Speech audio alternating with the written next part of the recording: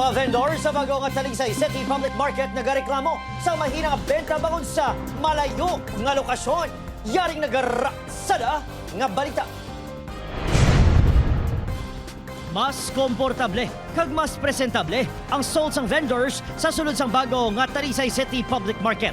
Apang hindi nila maagwantahan ang tuman kahina nga kita humaning sa nagsaylo sila sa lugar sa July 17.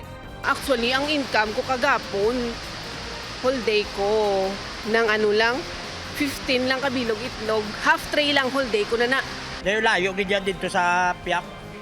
Konsumong minta, 250 pa lang, pamahawan ko sin, 150 bilhin. Karon ni panyagahan, pag karon sin, 50 lang bilhin, tsakto lang inugpliti puli. May masobra 500 ka souls sa bagong nga merkado nga nagablor sa masobra 300 milyones pesos. Sa sunod sang una nga isa ka tuig, hindi anay pagsukto ng vendors halin sa daan nga merkado. Yes, tanan ini sila diri nga existing nga mga vendors, libre sila for 1 year nga renta.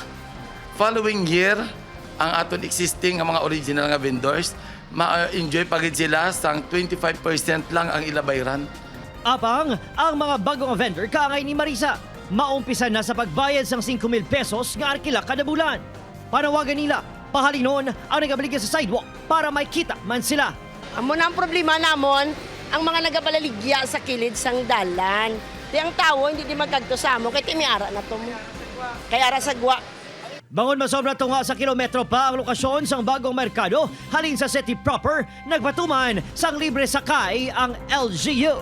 Obod Kiril Casillo, Adrian Prieto sang naga. Ratsada!